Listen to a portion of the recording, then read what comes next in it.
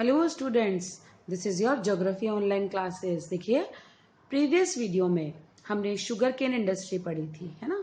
और इस वीडियो में जो आज हमारा टॉपिक है वो है petrochemical industries.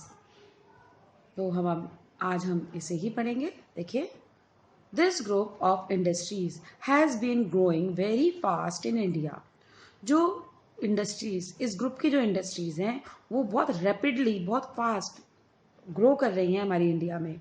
Many items are derived from crude petroleum, which provide raw materials for many new industries. These are collectively known as petrochemical industries. देखिए, पेट्रोकेमिकल इंडस्ट्रीज हम किसे कहते हैं कि जो पेट्रोलियम निकलता है ना, क्रूड ऑयल पेट्रोलियम निकलता है। जब हम अर्थ क्रस्ट से हम क्या निकालते हैं, क्रूड पेट्रोल निकालते हैं, तो उसके साथ केवल पेट्रोल ही निकलता है नहीं, और भी बहुत सारी चीज़ें निकलती हैं, है ना। और वो जो रॉ मटेरियल्स उसमें निकलते हैं उसके साथ वो कई जो नई इंडस्ट्रीज है उसमें काम आते हैं। तो वो जो रॉ मटेरियल निकले उनसे जो इंडस्ट्रीज बनी उनको हम बोलते हैं petrochemical industries. Okay, This group of industries is divided into 4 subgroups. जो आपकी पेट्रोकेमिकल इंडस्ट्रीज हैं, हम इसकी जो इंडस्ट्रीज हैं हम इनको 4 सब ग्रुप्स में डिवाइड करते हैं। किसको हमने डिवाइड किया? जो पेट्रोकेमिकल इंडस्ट्रीज हैं, यानी कि जो क्रूड पेट्रोलियम निकाला गया है उसके साथ जो रॉ मटेरियल्स निकलते हैं वो अलग अलग इंडस्ट्रीज में काम आते हैं। तो उनसे जो इंडस्ट्रीज चल रही हैं उन्हें हम बोलेंगे पेट्रोकेमिकल इंडस्ट्रीज। और उन पेट्रोकेमिकल इंडस्ट्रीज को हमने 4 पार्ट्स में डिवाइड कर दिया है।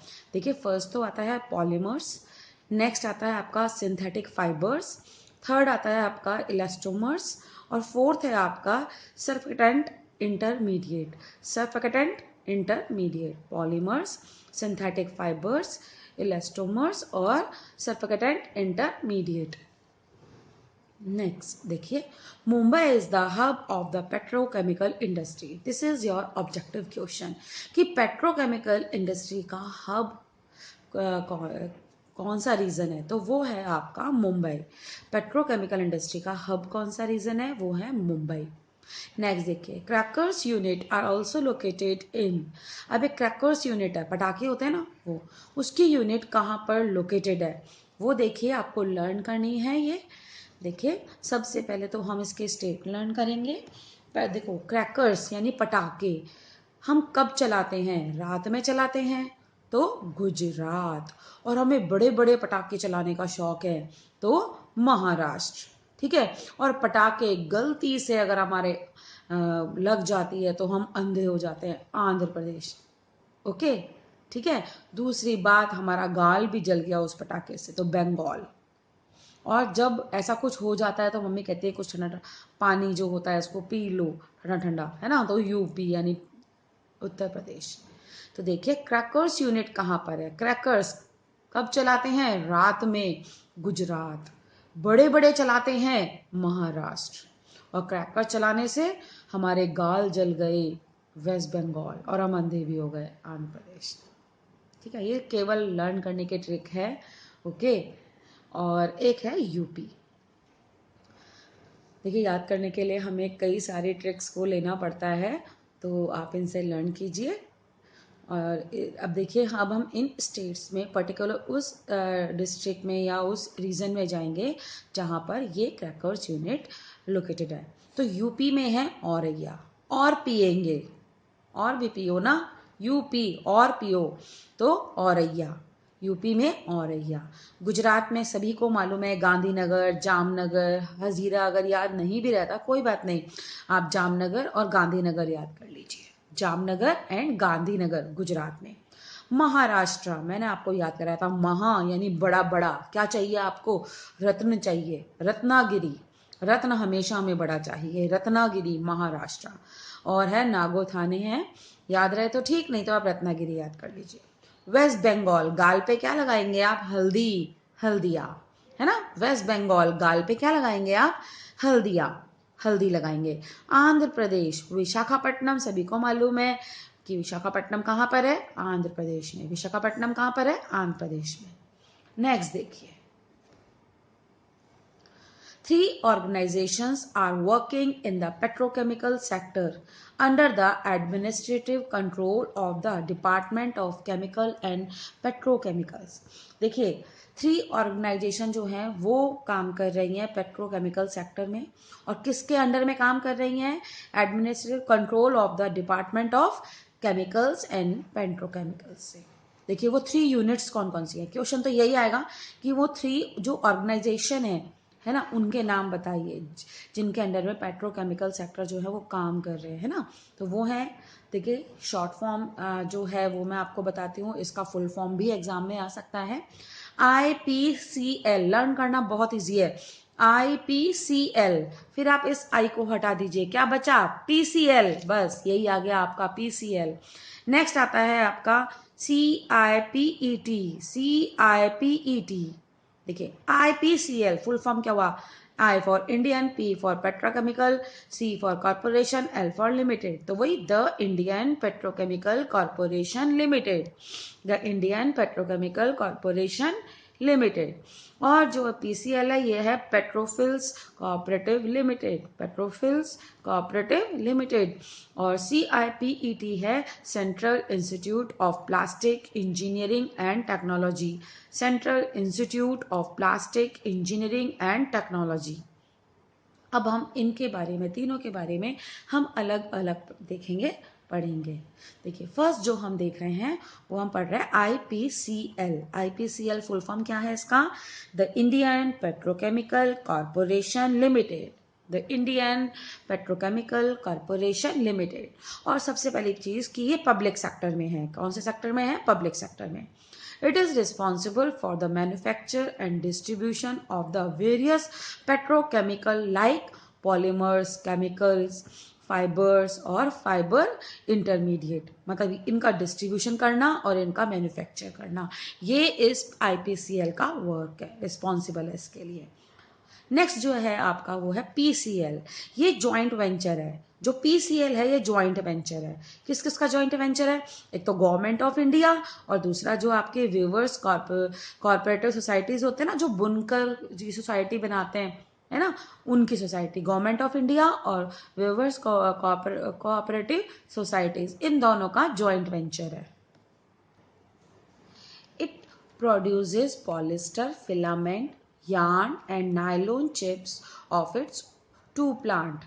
देखिए द 2 plant located at, और वो 2 प्लांट हैं कहाँ पे? ये क्या क्या प्रोड्यूस करता है? Polyester, filament, yarn, nylon chips at its 2 plant. और वो 2 प्लांट है कहाँ पर? वडोदरा एंड नालदारी, दोनों ही गुजरात में हैं। अगर स्टेट का नाम पूछे तो आप ओनली गुजरात लिख सकते हैं, और अगर पर्टिकुलर रीजन पूछे तो वो है वडोदरा एंड नलदरी, गुजरात। नेक्स्ट देखिए जो है आपका CIPET।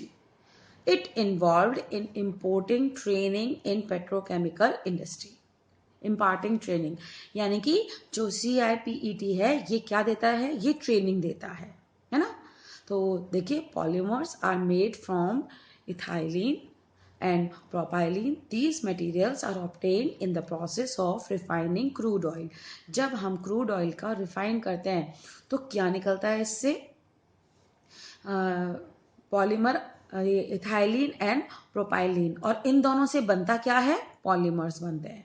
क्या बनते हैं? पॉलीमर्स। यानी कि देखिए जो क्रूड ऑयल है इसके रिफाइनिंग से क्या निकला? इथाइलिन और प्रोपाइलिन, और इन दोनों से हमने क्या बनाया? पॉलीमर बनाए। ओके, तो polymers are made from ethylene and propylene, और these material are obtain in the process of refining crude oil. Next, polymers are used as raw material in the plastic industry. और जो polymers हैं, जो polymers बनाए ना हमने ethylene और propylene से, तो ये पॉलीमर्स हैं क्या? किस काम आता है? ये जो पॉलीमर्स हैं ये प्लास्टिक इंडस्ट्री का रॉ मटेरियल है। ऑब्जेक्टिव क्वेश्चन है कि name the raw material in the plastic industry, तो वो आएगा आपका पॉलीमर। नेक्स्ट देखिए, among polymers polyethylene is a widely used in thermoplastic। और पॉलीमर्स के अलावा जो है पॉलीथाइलिन है ये भी बहुत यूज आता है आपका थर्मोप्लास्टिक में। अगर आपने थर्मोप्लास्टिक के बारे में पढ़ा होगा ना, तो ऐसी प्लास्टिक जिसको हम तोड़ मरोड़ सकते हैं ना, मतलब जिसको हम मोल्ड कर सकते हैं, जैसे पॉलीथीन वगैरह है, वो इसके अंदर आता है। Plastic is first converted into sheets, powder, resin and pellets and then used in manufacturing plastic products. देखिए प्लास्टिक को हम सबसे पहले कन्वर्ट करते हैं किस में, शीट्स में, पाउडर में, रेजिन में, पेलेट्स यानी कि मोटा मोटा गोला बना लेते हैं इसका, है ना। और उसके बाद हम इसको क्या करते हैं, मैन्युफैक्चर करते हैं प्लास्टिक प्रोडक्ट्स के अंदर, कुछ भी बना देते हैं, बॉटल है, टब है, जो भी बनाना हो। प्लास्टिक प्रोडक्ट्स हम यूज़ में क्यों लेते हैं, देखिए कि plastic products are preferred because of their strength, है ना, flexibility, water and chemical resistance and low price.